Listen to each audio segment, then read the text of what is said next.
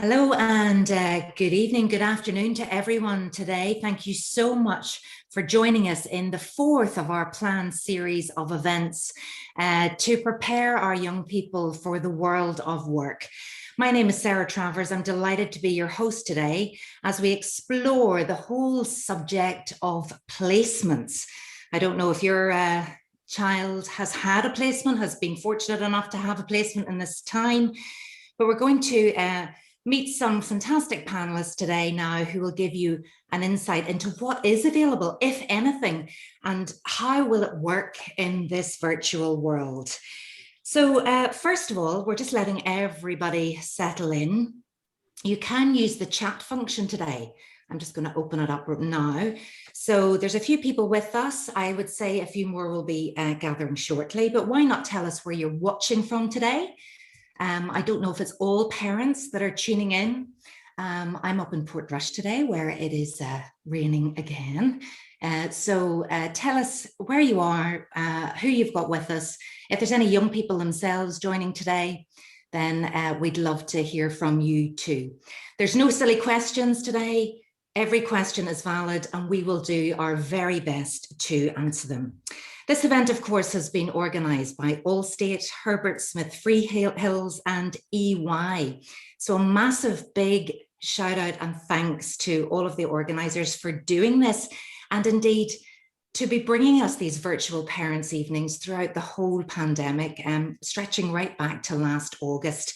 And I know recordings have been made of the previous events. So if you would like access to those, if you missed them, we can get them to you if you request them. Of course, all of the organisations featured today, they do have work experience options. And again, if you want to email, an email will be sent after with anything that we feel would help you right now get that vital work experience and how it would work in some of these organisations, if not all. So yeah, we now have quite a few people joining us. There will be others dropping in, but we have just an hour, so we are going to crack on. This, as I said, is the fourth in this series of events looking at the world of work in the future. So what we did, first of all, was we looked at the skills of the future and what would they be. Many jobs, us as parents, don't even understand what's going to be out there and what jobs our children will actually be doing. We've moved so far away from perhaps definitely the subject choices and the options for work than there were in my day. So we did skills of the future, what should we be doing now? And then the second session, because every time we ask a poll at the end to say, what do you want information on next? And the second session off the back of a poll was soft skills. What soft skills do we need? So communication skills, all of those kind of things that in some schools aren't really taught or dealt with. And we're realizing more and more, especially in this virtual world of work now, communication is absolutely key. And how your young person conducts themselves, presents themselves, sells themselves in this virtual environment is absolutely critical when you want to stand out from the crowd. We also then moved on to the really popular subject and topic of apprenticeships. So, you know, in the past, apprenticeships were very popular, particularly in trades, I suppose. But apprenticeships are so much more now, and there are apprenticeships in almost every subject and topic and career choice under the sun, and some wonderful opportunities out there. But it does require thinking differently and thinking outside the box.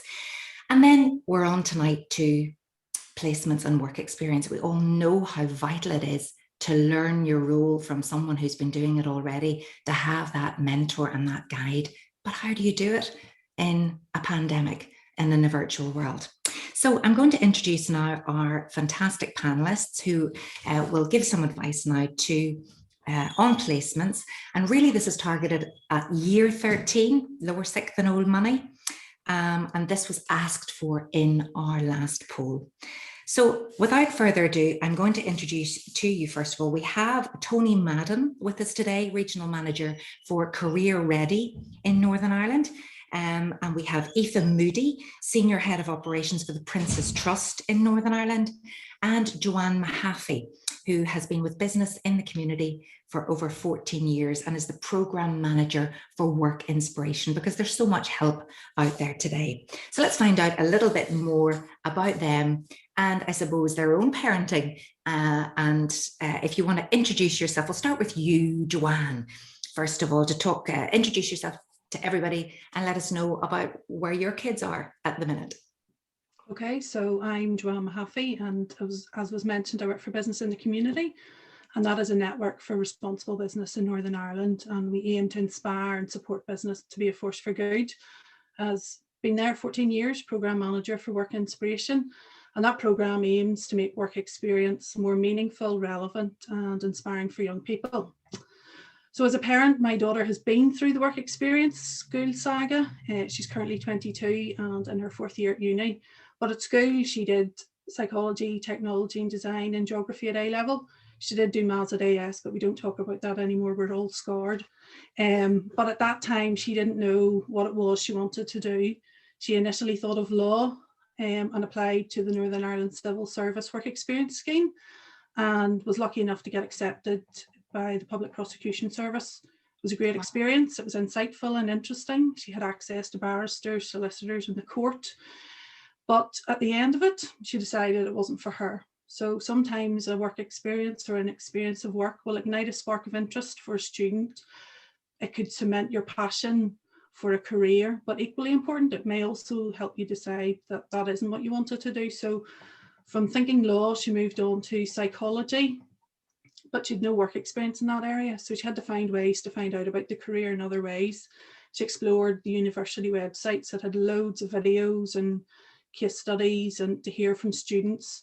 The British Psychology Online had wonderful resources, and she attended a careers conference at Queen's. So she had to find other ways to inspire and inform herself about work experience. Currently, she is working in a special school, and that's on the back of doing her university placement last year in a special school in Belfast.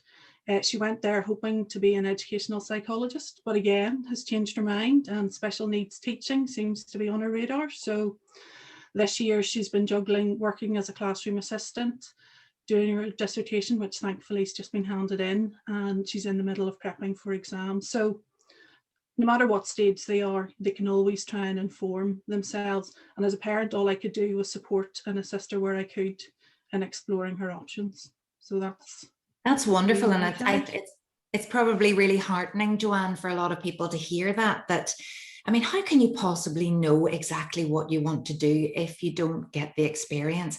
And again, that you actually then find out, I definitely don't want to do this, but you know, it's all about the opportunities and giving everything a go, anything that you can get your hands on, really. So thank you very much, Joanne. Tony, if I come to you next, can you tell us? Yep. Yeah. Hi, Sarah. My name is Tony Mann. I work for a company called Career Ready. What we actually do is we develop employability skills in 17 and 18-year-old students. And we do that by a range of pairing them up with an industry mentor.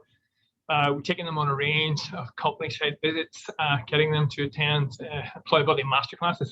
And then the icing on the cake is like a 4 to 6 week paid internship during the summer holidays. Unfortunately, like a lot of other organizations, we're quite small, so we can help a limited number of students across Northern Ireland. I have a 17-year-old daughter who is doing ASs at the minute in theory, and I have an 18-year-old son who was at a secondary school. He went to an FE college and he's finishing applied science and is now hoping to get into nursing. Like Joanne was saying there, his work experience was so important. From the age of 16, he's had a tremendous work ethic, working in restaurants and everything.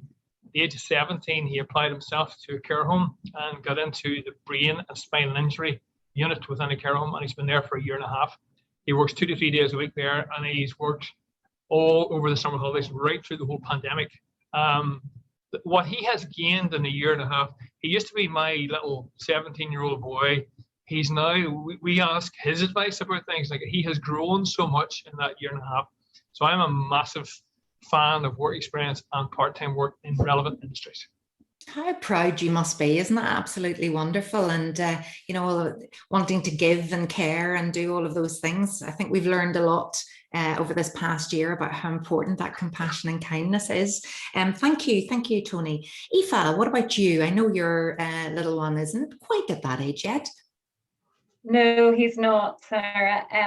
Yes, I'm Aoife. I work for the Prince's Trust. I have significant experience of working with young people at various stages in their lives, and strongly believe in our vision that every young person should have the chance to succeed. The Trust here in Northern Ireland, we work with young people aged 11 to 30 to build their confidence and skills to live, learn and earn. And we're all very much passionate about that, regardless of achievements. With regards to sort of work experience, as I don't have anybody who's been there personally myself. However, the Trust supports young people who have left school, sort of 16 plus, or left education into work experience and work placements through various programs, which we'll speak about later. Okay, Aoife, thank you so much. So there you go. Already we're hearing that from a little bit about the organisations that our panels represent, but we're also hearing a little bit of the experience of being a parent, and that there's no one size fits all anymore, that everybody is on a different path and a different journey, and where people think they're going to be now, or if they haven't got a clue, that's all right too. But we now realise how vital it is to try and get some experience. So how can we do that? Let's explore a little more about how these organisations could perhaps help. So Joanne, if you could tell me a bit more about how you support children and young people and how they can even get the work experience at the minute. Okay, so our programme Work Inspiration is funded by the Department of Education, and it's an employer-led campaign to try and make work experience more meaningful, relevant and inspiring for young people. So we respond to the gap between young people's expectations of the world of work and then the business expectations of their new talent or their recruits. So pre-COVID or BC, before COVID, we would have combined the traditional work experience placement with other business education activities, career insights, open days, other business-led activities, and we worked with the employers to develop these quality and interactive experiences. So maybe unlike Tony and Aoife, where they're just maybe more personalised to a young person known to them, the majority of what we do would be in liaising with the schools. So the schools would come to us if they wanted to approach one of the employers that we would manage work experience for. So at that point, I don't really get involved with that. Knowing that young person, we rely on the knowledge and expertise of the teachers to match up the student's aspiration with the opportunity. Now, since COVID, that has changed slightly, but we still try and find creative ways to expose students. And maybe it's not work experience as we used to know it, maybe it's an experiences of work, and trying to match their vocational interests and their careers aspirations in other ways. I mean, it is quite heartbreaking, and if I was a parent of a child going through it, last March 2020, I cancelled work experience for 657 students that were meant to be going out between April and June. That's not to even count anybody that was meant to be going this academic year. So there has been quite a bit of impact. But so we would link with the schools, and that's where most of our liaison would be done. Okay, yeah, and so it's been a massive challenge for you, Joanne. I think you've put a very positive spin, and you used words like you've had to be creative. But again, everybody's had to learn how to pivot and diversify. And, you know, maybe now, who knows what's happening? We're in a transition period again, and who knows what it's going to be like again in a year. But we'll come back to the challenges in that virtual world. And, you know, if there's anybody even listening to this now who thinks that their school's not involved in your program, how could they get involved? What more could be done? Because it requires people to think outside the box and deliver it in a different way. So we'll come back to you in a moment. Tony, what about you? We were hearing there, Joanne said yours would be more personalized. So you were saying you're a small organization. So, you know, if anybody was tuning in today, how could you help their young person? What would the criteria be? What way would it work?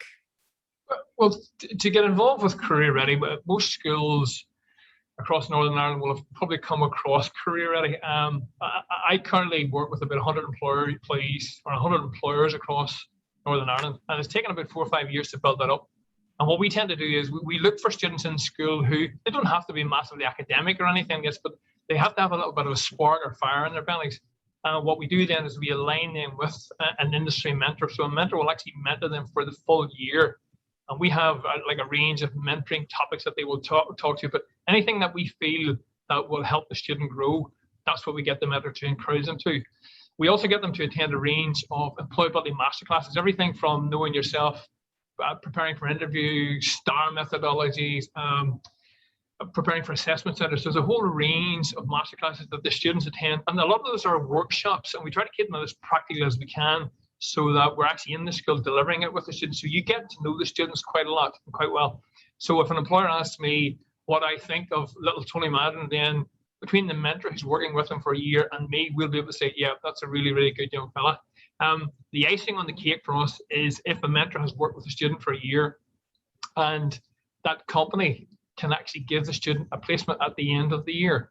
It's a bit like, we almost try to make it's a pipeline for employees for companies, because the mentor knows the student really, really well and say, yeah, this young person could really fit into my organization. If they can't offer the student a placement, then we work with the student, we work with the school and the mentor, and we get them a placement somewhere else. So that's how Career Ready does it personally. We offer lots of other advice, but that's how we do it personally.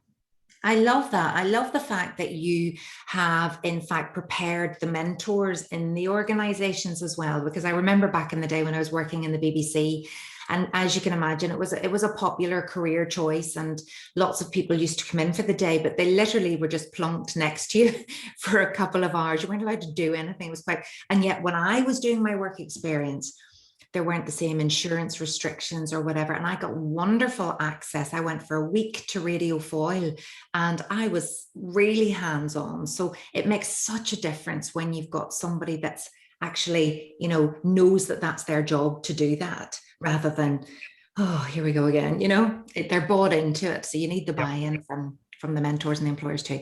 Right, Aoife, so yours is slightly different. You would have a different sort of target audience. Tell us a bit about that.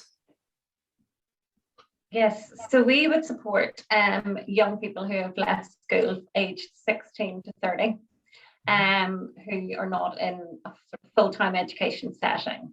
And we would support them in sort of work experience through two different programs. One, our team program, which is run by community or delivery partners, generally colleges and community groups throughout Northern Ireland.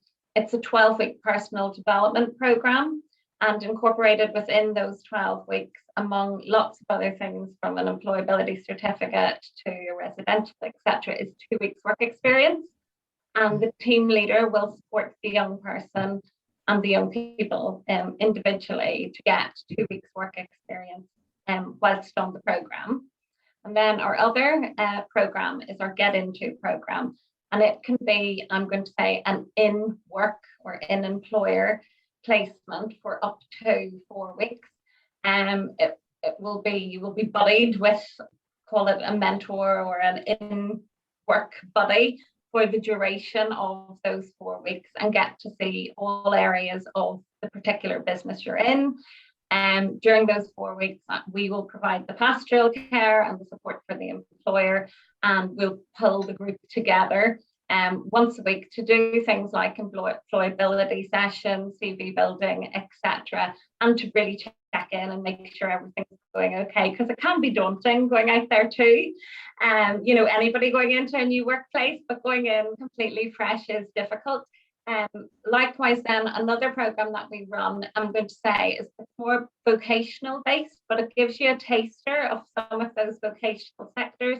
So it could be, it's delivered by industry experts, not quite in their business. However, at the moment it's online, and it could be anything from media to makeup to barbering to digital skills. So lots of different themes for people nearly to test out and trial and see if they've a bit of an interest in it or not.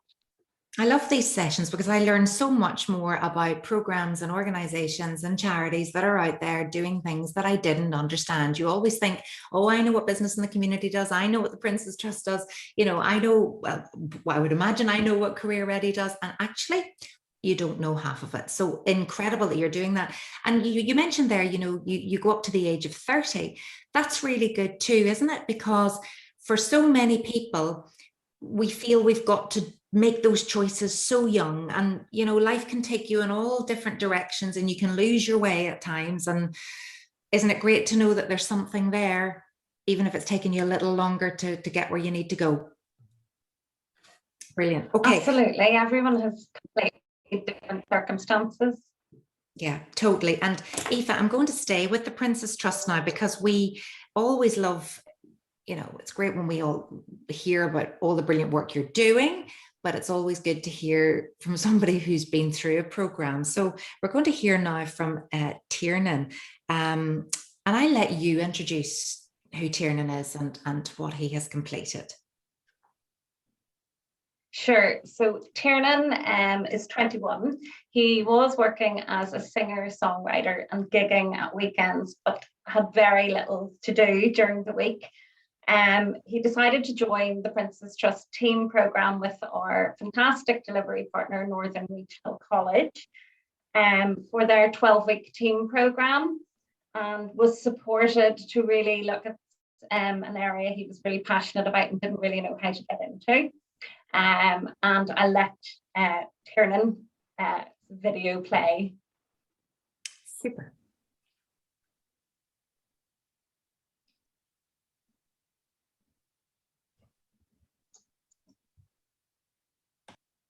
Hi, my name's Tiernan, and in 2019 I took part in the Prince's Trust team programme. It was for 12 weeks, Monday to Friday, so from 9 o'clock to 2 o'clock, 3 o'clock every day. It was something to get up and go to and enjoyed. Chris, who took the team programme, was great. I learned a lot from him, and on that team programme we went out on work experience. So I always wanted to work with kids with special needs, so I was really lucky enough to get into Castle Tower School in Ballymena.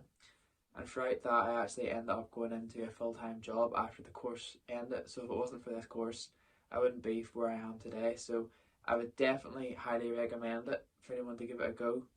And yeah, just give it your best, and the more you put into it, the more you get out of it. So definitely recommend doing the team programme.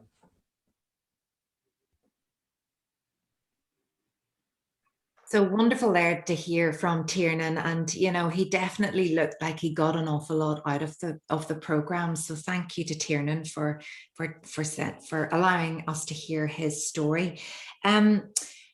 We'd love your questions too. Remember, our panel is here for you today. So we do have one question that's come in from Sarah McCaig.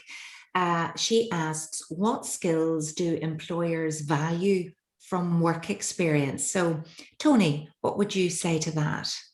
Well, it's funny, I was talking to an employer the other day, and what he was saying to me was that he loves a student who wants to be mentored.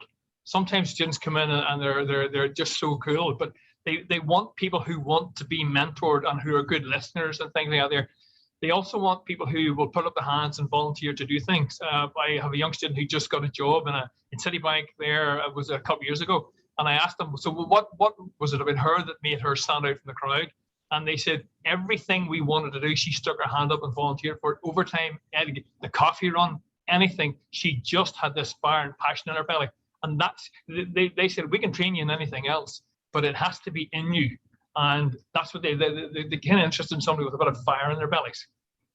And that's hard, isn't it? Because not everybody feels that confident when they're young going in there. So would you say that, you know, you put your hand up, even though inside you're going, I don't really think I can do this? Do you just put it up anyway? Some of the most enthusiastic students that I've dealt with have been the really quiet ones.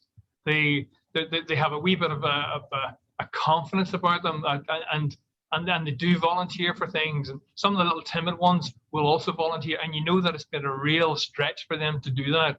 They still want you to volunteer. They don't want you to be like a sort of a shrinking violet. They just want you to get stuck in. And that's, as I say, they can train you in lots of other things, but they want you to want to be mentored and want to get stuck in and get involved. Joanne, what about you? Could you add anything to that? What skills do you think employers value from work experience? Yeah, I think for the first and the most important thing that always comes back from the employers is they want the students to be enthusiastic about being there, because these employers and these staff have given up their time to inspire and enthuse the student, and there's nothing worse than the student that shows no interest, doesn't have an inquiring mind, isn't asking questions. You know, maybe things will happen, and a lot of the environments we place students in could well be clinical environments in hospitals, so things will happen that are slightly more unexpected than in a more static workplace. So understanding things about the importance of listening, breaking bad news, how to critically think or think on your feet, because at times they will also be watching staff react, and then taking times to reflect on what they've learned. You know, that's all well and good going on a work experience, but it's of no benefit if you don't reflect on the experiences and can then talk about them and share your learning.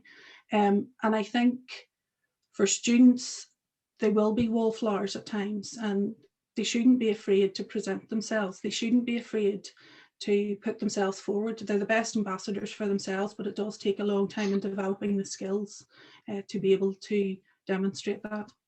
So can parents help out there, you know, if their young person is taking part in work experience? Should they, you know, how you get the "how did it go today" fine? How do you get the conversation going about what did you learn, or, you know, any tips there? That just it's hard. Yeah, I mean, I have a 22-year-old who will still do that, although they've got a mice infestation at the school, so actually she doesn't stop telling me about it at the moment. But so yeah, you just have to keep, and you will know your young person better than anyone else, so you'll have to take their cues from them. There's no point asking them to give you a long War and Peace narrative if they are a 2-3 word person. But the schools know, I'm sure, provide lots of information about the type of skills, and when we send information out about students going on placement, it does tell them the types of skills that they're going to develop. It'll provide links to our careers website that will also tell them about the types of skills that the employers will be looking for, so that it will give the students an opportunity to try and see them in practice and then reflect on that in their learning. I think you also know, don't you, with your young person when they loved it. And I think that's really important too. If they come back and they're buzzing about something, that's the right choice, really, isn't it? And that's a great thing to experience. That's not always the case, but I think you can tell. Aoife, what about you? I mean, we saw Tiernan there, and he's walked into now a full-time job. So they saw something in Tiernan, and what do you think he gained from that experience? Yeah, I mean, I completely agree with Joanne and Tony. You know, employers are looking for, I'm going to say, attitude is everything, and the openness and keenness to learn is really important. Enthusiasm and energy, I'm going to say, you know, not going in with a mindset where you've already made up your mind, but just being really open. And no matter, you know, we all have to start somewhere. So just, you know, any task, you know, do it, but ask lots of questions as well. But yeah, I'm going to say, you know, employers are looking for students that are keen to learn. Yeah, I might come back later to the managing expectations thing as well, because sometimes people want to be going straight in at the top and don't realize that they have to make the tea for a while too, but you can't make a virtual cup of tea at the minute, except in your own kitchen. But we'll park that for a minute and we'll move on. Please do send in questions. There's more questions coming in. We'll come back to them in a moment. I just want to know now, on behalf of all the audience here, is there a right way to gain work experience? It's very, well, it seems a daunting prospect. It mightn't have even been on parents' radar this last year, because everything, you know, we didn't even have school, for goodness sake, for so much of the time. But when you've got the large organizations, they have very structured programs. But if you know somebody that's got a smaller business or a practice that you could get into, you know, what advice would you all give? Tony, starting with you. To be honest, okay, schools do know about organisations like Career Ready, Sentinel, Prince's Trust, Business in the Community, and they know that they can reach out to us and work with us, and we will help students get work placements or part-time work. What I always say to students, no matter where I meet them, in shops or in schools or whatever, I say, listen, get yourself a really good, succinct CV and cover letter produced. Get that. I don't care if you physically take it out to schools or physically take it out to employers or post it to employers. If you're posting it to employers, make sure that you know who you're posting it to, as the recruitment manager or the HR manager, and then ring them afterwards and see how that's doing. Lots of companies, as you mentioned there, have structured work placements like Allstate, PwC, Kainos, Ernst & Young, things out there. So check out their websites as well. What I do say to students as well is that check your immediate network of friends and family right around you and look for the influencers in that network. So if it's uncles or aunts or your sports club or your drama club or whatever, look for the influencers in there and get their advice. And then if they can't help you, ask them to check their network of contacts. So if you've got 10 in your network and they've got 10, that's 100 people who could potentially get you a workforce, a job. Other practical advice that I give students is that there's nothing wrong with part-time jobs. In fact, I've advocated, and that's why my son has been working since he was 16 years of age, and my daughter as well. Check the sites like Job Centre NI has 4,000 jobs going at the minute. There's Indeed.com, NI, Job Finder, Total Jobs, NI Jobs, Recruit Northern Ireland. There's a whole plethora of websites that are providing jobs for students. I've just come from a school there now. 8 of the students I'm working with, 7 of them have got jobs through Indeed.com and NI Job Finder for the summer. Also, I would also check out recruitment agencies. There's a whole raft of recruitment agencies across Northern Ireland, from Van Raft to Riata Resourcing, Rafton, and things like that there. So they can go onto the websites, and a lot of those companies are looking for summer work. Somebody said it earlier on. It's nice if you can get a job in a career where you want to have a profession in, but work is work. You learn a lot of transferable skills, and that's the key thing. You learn how to work with money, manage staff. You also learn that you're not necessarily the center of the world at 17 years of age, because you're very, very important at 17 years of age. But you learn that you have to fit into the pecking order of an organization. So I give kids very practical advice. Yeah, well, you covered a lot of bases there, and I've been scribbling away. Fabulous advice. Aoife, would you have anything to add to that? No, I would also say just to use your social networks. Online platforms are so crucial these days, and as much as I'm going to say they can cause a lot of they have a lot of negative press, but actually for the likes of work experience and reaching out to get some sort of, be it voluntary work experience, etc., they're very, very useful. So I would just say to also use your social networks. That's brilliant. I would never have even thought about going to a recruitment company for work experience. I would never have even thought about that, to try and get that job. Joanne, have you anything to add to that? Any other advice? Yeah, I would just echo everything they've said. It sounds that there's maybe more, people keep thinking that might be more challenging, but actually there's probably more opportunities for students to try and gain work experience, because all employers, FE colleges, universities know the difficulty in securing work experience. And so actually those students that are more creative about finding other ways, like everyone has said, volunteering, if you go to volunteer now, you can search by age, so there will be volunteering opportunities.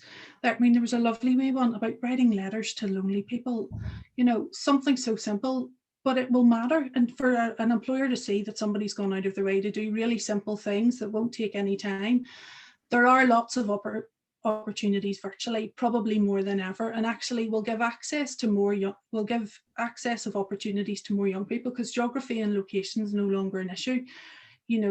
Whereas before people might have went, don't know if I could travel from Ballycastle to Newry. If it's virtual, distance is no object. In fact, if the experience is in Manchester, you don't even have to get on a flight. So there are opportunities, but it's getting it all collated in an area. And I do think that, Sarah, as you mentioned, we are going to send information out and signpost to some of the opportunities that are out there. I mean, we do communicate with schools every time there are new opportunities.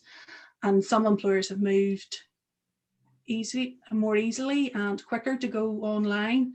Others haven't, but they're finding other ways. They're doing pre-recorded content. They're doing career storyboards. They're doing little Q&As to replace the work experience until they can get back to the time when you can go into an in-person work workplace environment. Okay, and we're going to come Sarah, back and get a bit more of that. Sarah, Yes, could I Tony. just add, both Joanne and Aoife sparked something in my mind there. If students can't get any work experience, the Ulster University Schools Outreach Academy offers 29 free courses at the moment. And there are things like exploring finance, entrepreneurship, social entrepreneurs, IT, embracing talent. There's a whole plethora of courses there that students can work their way through themselves. 8 to 10 hours is really what it takes to fill them. They would get an e-certificate from the University of Ulster as well. I've put quite a number of students through that. They log on, they work through it themselves. And that's something that, like Joanne was saying there, they can put on their CVs, and it just gives them something else to talk about whenever they go to interviews. Now, Sounds Tony, if we're talking about that, they could also do the virtual work experience linked to Embracing Talent that's happening on the 23rd of June. We may as well give it a plug. That's right, absolutely. And is that you as well? Yeah, so it's Career Ready, Business in the Community. Who am I missing? University of Ulster itself. Yes. Yeah, Ulster University, and then it's been delivered through Speakers for Schools. But again, we have it on our website, and again, we'll be included in the newsletter that goes out afterwards. Great. Well, if you even want to pop those details in the chat, that would be absolutely super. There is so much. This is great. I hope everybody is finding this extremely useful. Don't forget to keep asking those questions. You're probably scribbling away. I have an 18-year-old daughter, and you know, work experience, she just squeezed in before, I think in year 13, just before the pandemic last year, with she wants to do animation. So she got in for a couple of days. And even that, you know, in the virtual world, I haven't even considered anything like that this year for her. But I love the idea of the volunteering. And I love the idea that you could write a letter to somebody who was vulnerable. And I love that it's not just computer says no, that actually an employer will look at that and think, that's the kind of person that I want in my team. That's lovely, isn't it? Because it's all about how you make people feel and standing out from other people. Thanks for that, Joanne. You've popped that in there. Embracing Talent work experience event on the 23rd of June. But we're going to move on now to the second of our videos from someone who's recently gone through the work experience journey. And this time, Tony is going to introduce us to Aaron. And then we'll hear about Aaron's experiences through the Career Ready program. So over to you, Tony. When you hear this video, you'll realize Aaron is a great guy, and he's a very reflective guy, a very deliberate guy. Aaron was one of my Career Ready students. He got straight distinction stars in his BTEC in engineering, which is in old money is equivalent to 3 A's in your A levels. He was got opportunities for 3 or 4 different universities. He chose a university, and after 4 months, he was flagging after four months because it was really, really theoretical. I put him on a really, really good practical work experience. After 4 months, he disappeared off my radar, and 6 months or about 10 months later, he contacted me. He'd been packing boxes in a factory for about 6 or 7 months. I worked with him a little bit, and then we got him into a career path that he's now very, very happy in, and his life has just blossomed as a result of it. So Aaron can tell you a little snippet of his story.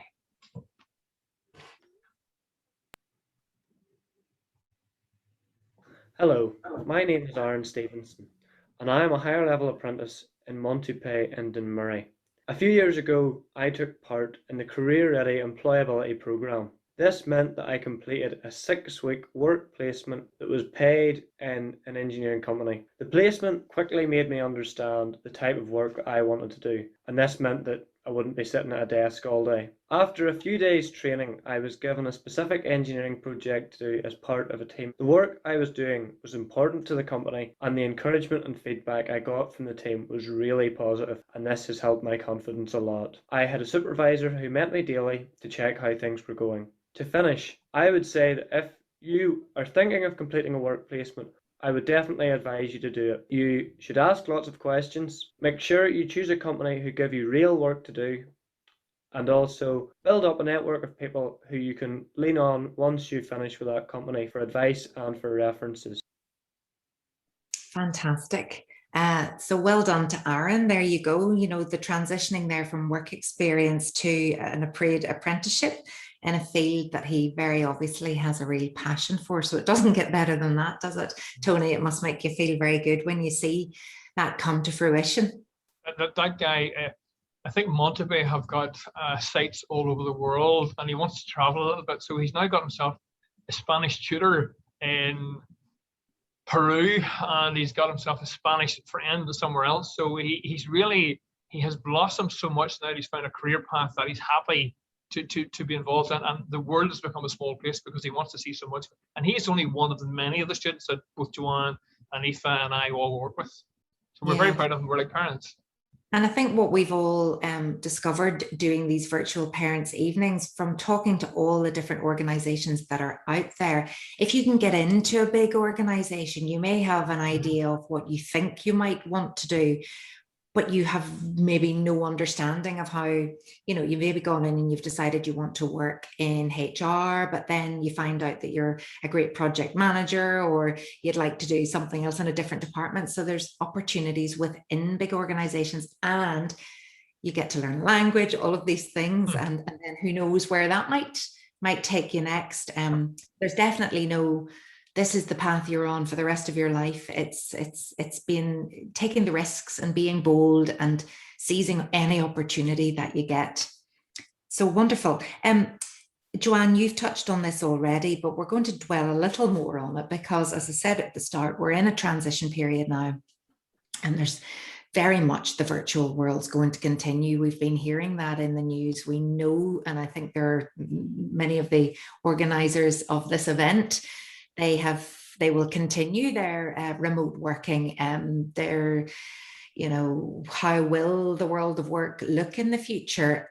I think some people are hoping, you know, most people are hoping a hybrid model, but definitely virtual is here to stay, and it's brought some wonderful opportunities. But has it brought opportunities for work experience? So everything has been a change. You shocked me with that statistic, Joanne, at the start, that this time last year you had to cancel 657 placements. I mean, how disappointing for you, but also for the young people and indeed their families. Let's talk then about the challenges presented, and with every challenge, you know, you come up with new ways of doing things, and you come up with new solutions. You know, who's doing it well? What solutions have there been? And, you know, has virtual opened up some other opportunities that weren't there before? So yes and no. So the way work experience used to be, it used to be one child per one work experience. But what it now is that an employer puts time and effort into creating a work experience, and multiple young people get an opportunity. So there have been benefits in terms of scale. So, but it's obviously balancing scale against quality, and quality shouldn't be impacted. It might just be a different type of experience. I do think going forward that virtual will continue to exist. I was speaking to a very small civil engineering firm, and they only used to take 9 students, one student on 3 weeks each term. So it was 9 students a year. Recently, they did a work experience virtually. Now, they had to put in an awful lot of time and resource into developing it, but it meant that they were actually able to impact on 30 students. So for them, as they said, well, we could grow that the next time and maybe have 40 students. I don't think they'll go back, because for them, it was less time intensive having to disturb their working week 9 times a year to facilitate a placement for one student. So all the time and effort that they put in for one, they were able just to do it virtually for 30. Now, this will also require flexibility with schools and timetabling and resourcing and support from education. And it won't necessarily suit everyone, but learning, I mean, the students themselves and the learning that they've been able to do remote, I mean, those skills of resilience, self-discipline, you know, for them to get up out of their bed and log on to their teaching in the morning, or to log on now to their work experience. If that is what the working world's going to be, the workplaces probably aren't going to return to the office environment where I could have put a student into a busy accounts team for 5 days.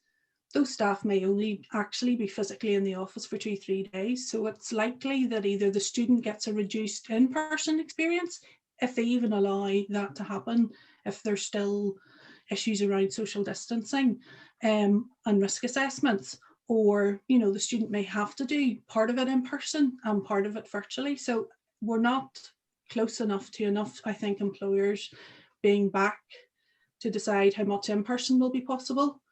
We do have some of our employers, like the Health Trusts, have just said, look, we're not in the place to think about it. We'll go back and think about it August 2021 with the hope of something happening September 2021. So some of them have been able to embrace virtual. But I think, like all these things, you have to be kind and work with those employers that are further down the journey and transitioning to virtual, and support those that aren't, and find other ways for them to engage and enthuse students. Aoife, do you think that it's a priority for employers at the minute who maybe have been struggling just to keep going and survive during this turbulent time? Yeah, I have to say, in-person work experience has obviously slowed down significantly, but some sectors are still going and taking placements. We would work with the retail sector, health and social care sector, and they've actually had huge demand during this time and have had opportunities and jobs, etc. I have to say, there's so many employers that have put an awful lot of resource, time and money into providing virtual work experience and making it real. We've had people doing project-based work experience, and giving them really good insight into the industry, developing their skills, and attending real life meetings virtually and being part of the project team and proper meetings.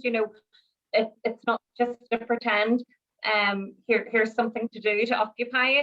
I will say you're obviously not really getting to feel the true culture and environment of an organisation, which I think is something that is lacking online, even throughout all organisations at the moment.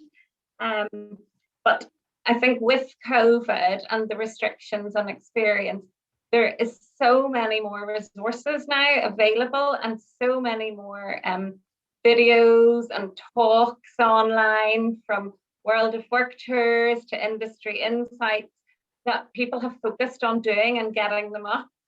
And I think, all young people, no matter what stage they're at, should really be taking advantage and getting in and watching these, or doing a virtual work experience where they can. Yeah, Tony, do you think that's more daunting perhaps for a young person, joining maybe one of the workshopy type things that both Aoife and Joanne have talked to?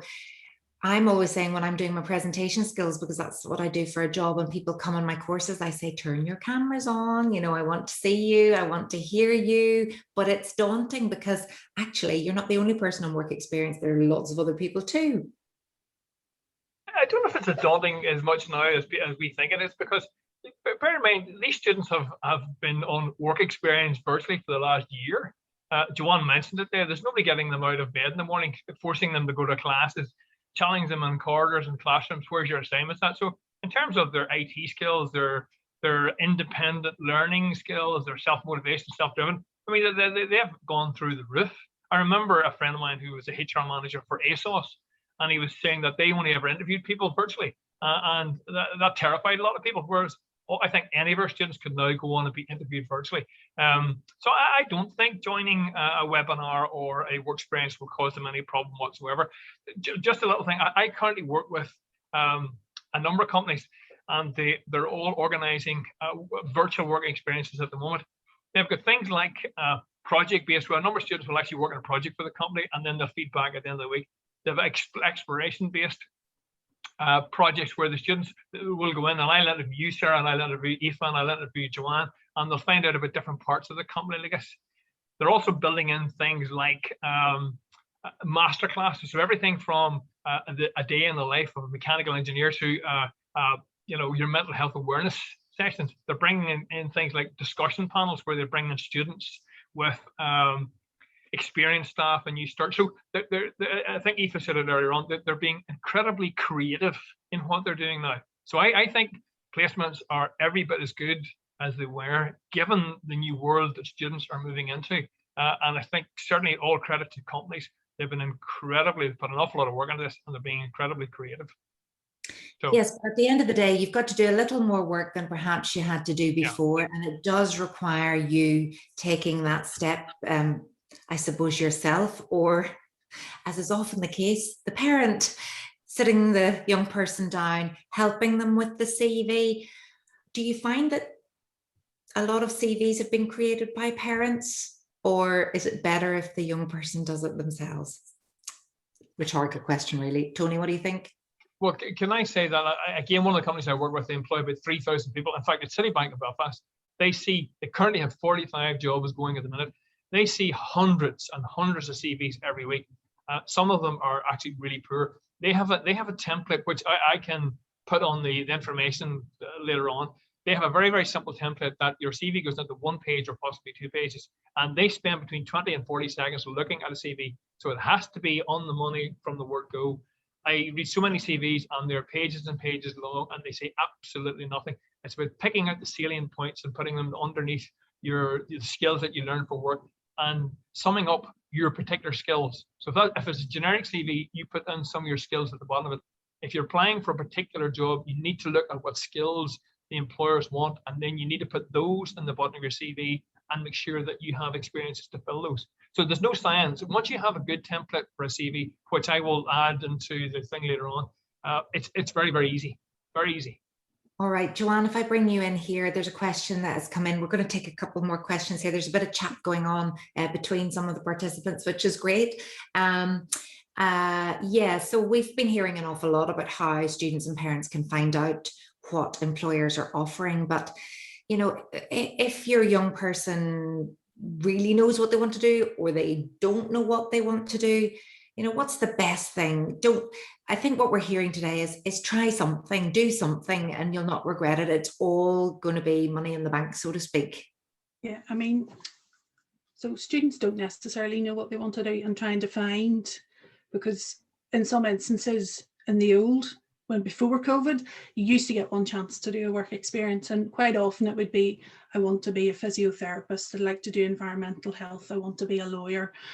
Whereas now, yes, you can still find some of that very specific stuff virtually and online, but there are, I mean, the BBC you talked about when you worked in the BBC itself has great resources. They have talking heads of people doing any number of jobs, not just creative and media.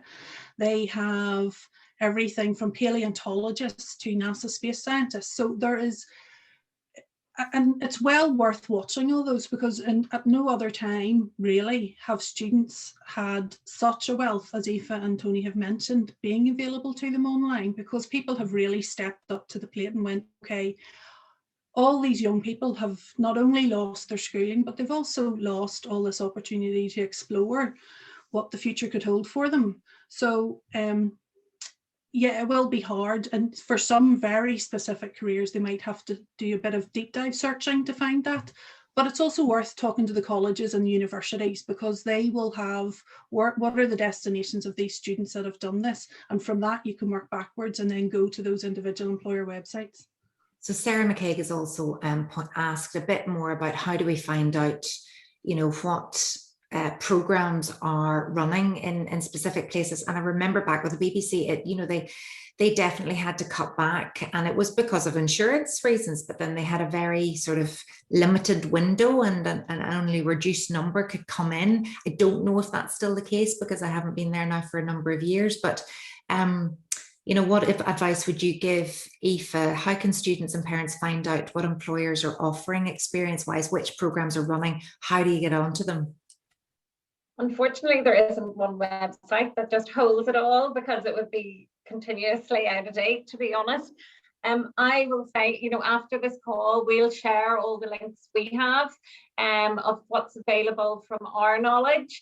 But yeah, it's, you know, they'll most likely, if it's for a company, it will be on their website.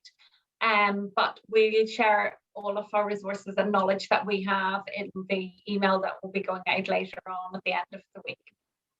Okay, and there's a little bit of a chat between two of our participants here.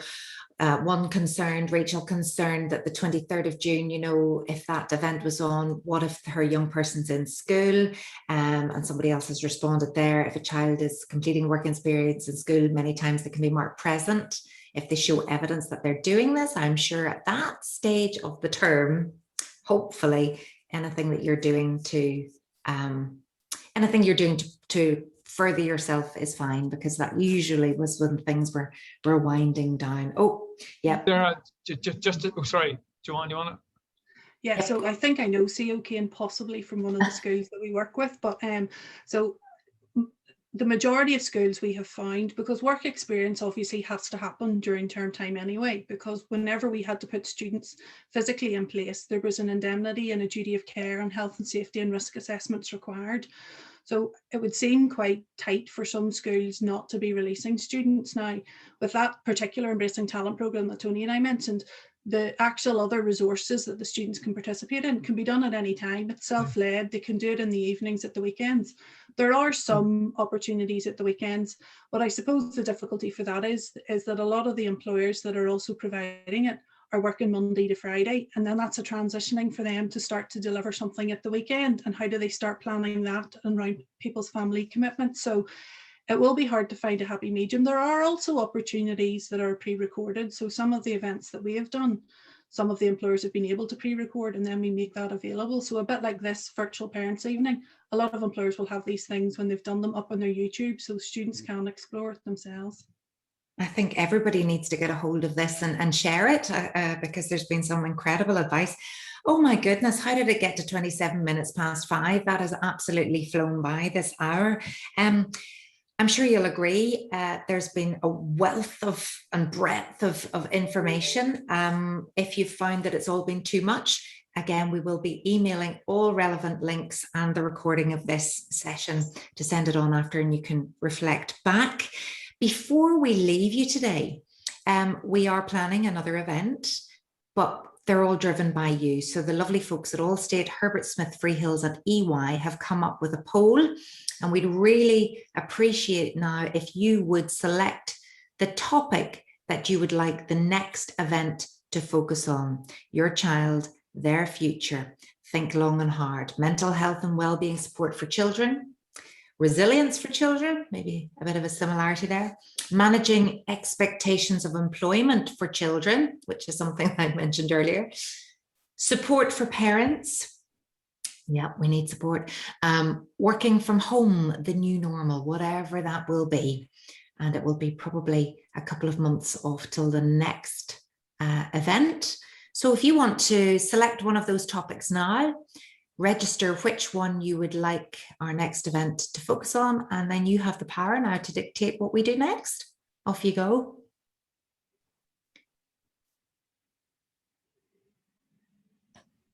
Am I allowed to submit one? There we go, I have.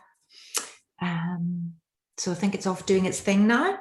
So in the closing seconds, we will be able to bring you the results of that poll. Are the results there? Are you seeing results, guys?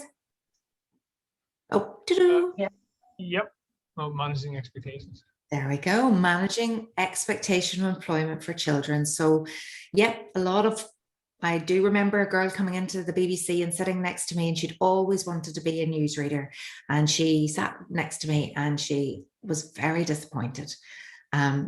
And she said, "Do you not get your hair and your makeup done all day? Why do you have to write?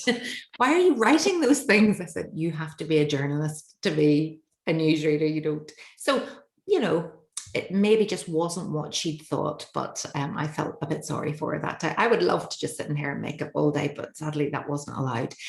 So managing expectations, what's required, what you have to do, will be the subject of our next event. And the one behind that was mental health and well-being support for young people. My goodness, they've needed it so much. As indeed, I think all you per parents have this past year too. It's been a very stressful year. Well, that's the subject of the next event. We have come to the end of our virtual parents evening this evening.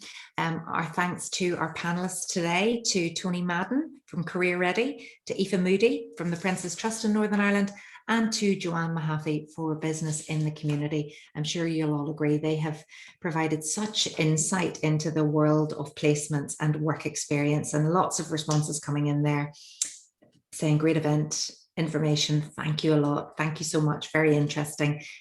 So do spread the word, and you can share the recording afterwards. Our thanks as well to Allstate, to Herbert Smith Freehills, and to EY for doing this on top of their day job. And each of those organizations have their own work experience programs, if you like, and any details of anything that that's upcoming, we will let you know. So thank you for joining us this evening. Thank you for all your lovely comments there. And take care, and we'll see you next time. Okay, thank you. Okay, thank you very much. you. Bye, everybody. Bye. Take care, everyone.